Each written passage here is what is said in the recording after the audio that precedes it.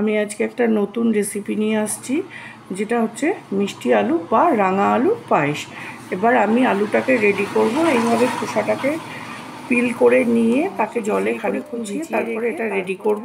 তারপর তোমাদের সাথে আবারও আসছি এটা রেডি করে নিয়ে। এবার আলুটাকে জলে ভিজিয়ে রেখেছি। এবার জল খানিকক্ষণ ভেজানোর পরে বা জল থেকে তুলে এবার আমি একটা স্ক্র্যাপারে একটা স্ক্র্যাপ করে নিচ্ছি, তাতে জিনিসটা ভালো রেডি করে নিয়ে ঘষে তারপরে আমি আবার আসছি ফাইনাল এটা রেডি করবো আসছি। মানে স্ক্র্যাপারে ঘষার পর দেখতে মিষ্টি আলুটা এই রকম হয়েছে। এটাকে এবার আমি প্রায় আধ ঘন্টা মতো জলে ভিজিয়ে রাখবো। জলে ভিজিয়ে রাখার পরে তারপর জলটার থেকে ছেঁকে তুলে নিয়ে তারপর আমি এটা একটু সামান্য ঘি বা বাটারে একটু ভেজে নিয়ে দুধটাকে ক্ষীর করে তারপর এটাকে আমি রেডি করব।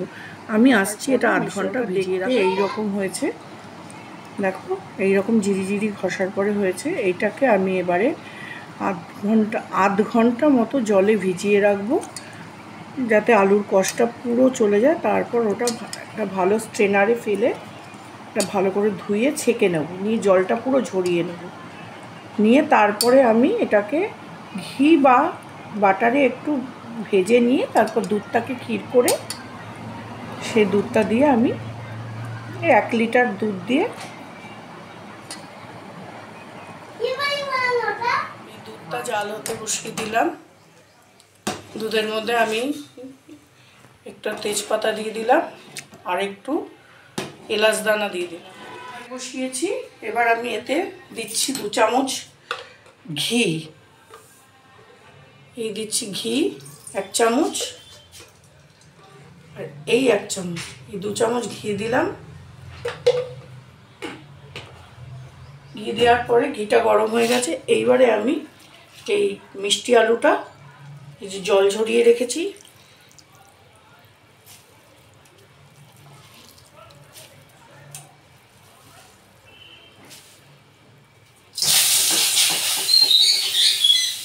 মিষ্টি আলুটা দিয়ে দিলাম।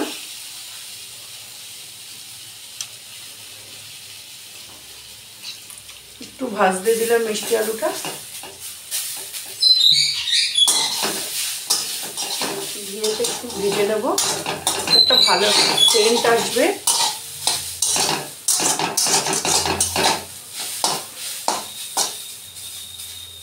মিষ্টি আলুটা ভাজবো আমি। দেখো একদম সরু সরু জিরি করে আলুটা কোচানো হয়েছে। এবারে আমি এটাকে লো টু মিডিয়ামে রেখে আমি আলুটা ভাজবো। বেশি আঁচটা বাড়িয়ে দিলে আলুটা কালো হয়ে যেতে পারে। আলুটাকে কালো হতে দেওয়া যাবে না, আলুটা সাদা থাকবে, সাদাটে ভাব থাকবে।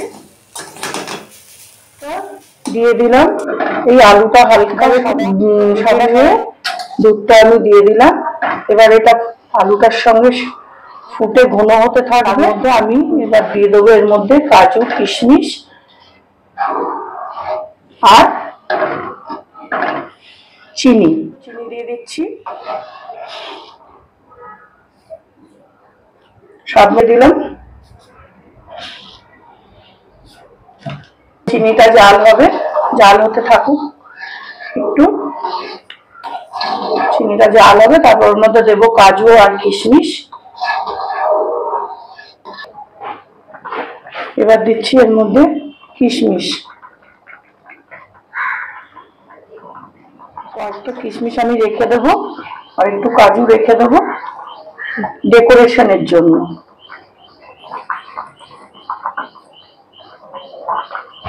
একটু কাজু দিয়ে দিলাম।